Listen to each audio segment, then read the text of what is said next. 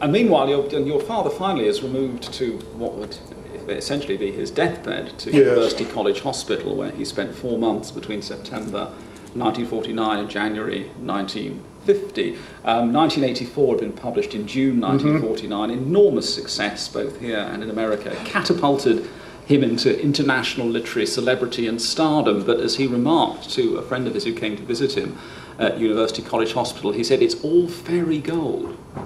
That he knew, I think, do you not think even then, that he was not going to live to enjoy any of this? Yes, I think probably he was well aware, as I said, when he came off jury, he realised it was going to be the last time. And I think he knew that he didn't have a great deal of time left, which is why he made arrangements for me.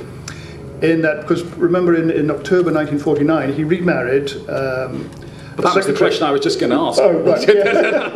Yes, he makes this extraordinary second marriage to Sonia, a woman called Sonia Brownell, who he is married to him for 3 months. And what, as his son, do you make of that?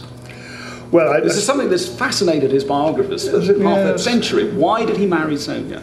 I think he wanted to pass on his estate, for want of a better word. Because I think he realised he might well be quite famous in the future, and he thought maybe there might have been some earning power in his books, and I think he wanted to pass on the stability of remarrying, and therefore there would be somebody to look after me, because that was uppermost in his mind, that he was absolutely he was determined that I would be looked after, and in whatever way he could arrange. In the event... But not by Sonia? But not in the event.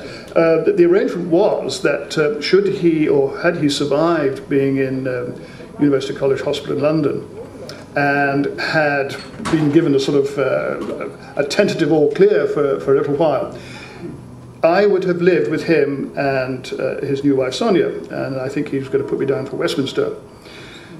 And he decided if he wasn't going to survive, I would then be looked after by his sister, Avril, my aunt, who would become my legal guardian. And at that time, she was engaged to this gentleman by the name of Bill Dunn, who was living with us at Barn Hill.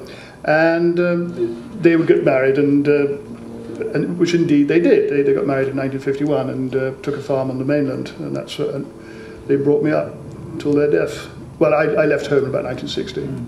Now, you were always in great doubt, certainly when we talked about this from a biographical point of view. You weren't quite sure whether you were in London at around the time of your father's death. It was in January 1950. Now, what I've got here, which I want to read to you, is a letter that Anthony Pole's wife, Lady Violet, wrote to me about 9 or 10 years ago, where Lady Violet remembered everything, and what she didn't remember, she had engagement books to back up and prove.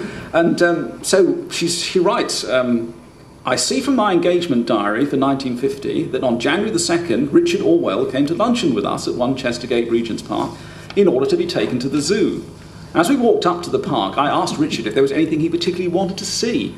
Lions and tigers, he said firmly. I then felt a hand in mine, and a more tentative voice inquired, they are in cages, aren't they?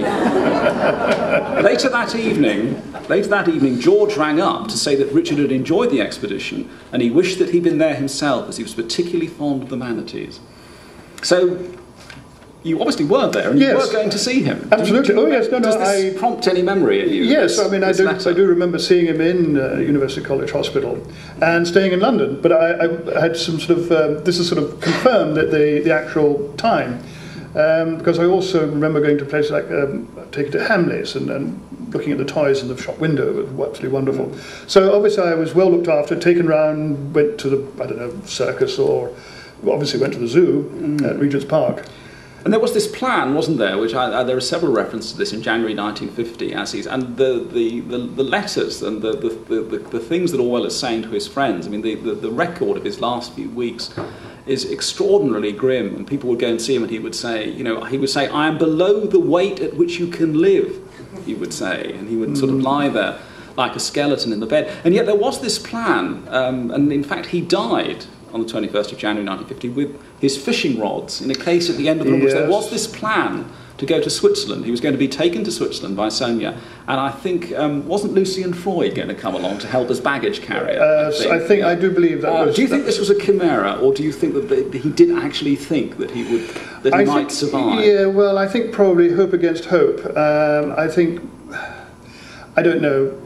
It's very difficult to say. I think he probably thought this isn't going to work, but we'll give it a go anyway. Let's hope for the best. So it was being extended to him as a kind of hope to keep his morale. I think to try and just to keep him... To ginger up his morale. But, what was...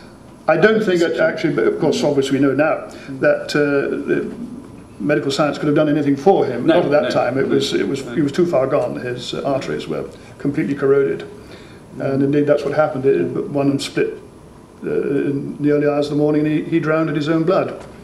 And my theory about it, for what it's worth, is that he was never really ill, never really well for something like the last 20 years of his life. I mean, he came back from Burma seriously unwell. Yes. I think it was downhill all the way from then, as far as one can see. It was extraordinary what he managed to achieve. He did. Obstacles Indeed, in his certainly path. did.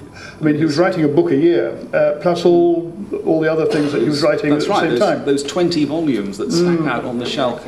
Today, I mean, this is a banal question, but I suppose one that has to be asked. I mean, you were 5.5 years old when it happened, but can you recall the impact of this on you in the years immediately? I mean, it must have, it certainly disrupted all the plans that had been laid out for your future, hadn't it? Because well, I think you were looked after by Avril and Bill. Yes, the plans have been put together, and in the event, that's the plan. That Plan B was the one that had to be followed, because he had died. And I had a very happy upbringing with Avril and my Uncle Bill. I have no complaints at all. But I was going to say, yes, I remember the occasion when he died, because we were actually in Barn Hill at the time, and it was announced on the 8 o'clock news. That was the first time we knew, and it said very blandly that the death has occurred. Rather than actually being told, rather than the relatives being informed, it was... No, I mean, getting a telegram would have been out of the question. That just came with the mail. You just heard on the radio. Yes, that was the first time, yes. And you remember that? I remember that, yes. There was a lot of toing and froing, and General, because Avril had to get off quick. And you don't get off down the Jura that quick, because as we used to call it, the steamer would call in 3 times a week. If you wanted to get out at any time after, either Monday, Wednesday, or Friday, you had to make private arrangements. So I can't remember what the date was. I know what the date was. I can't remember the day. But anyway, Avril had to make plans to get down to London as quickly as possible. So I would just be. I can't remember who looked after me. Obviously, Uncle Bill would have been there to look after me, but whether it was somebody else, I'm not sure.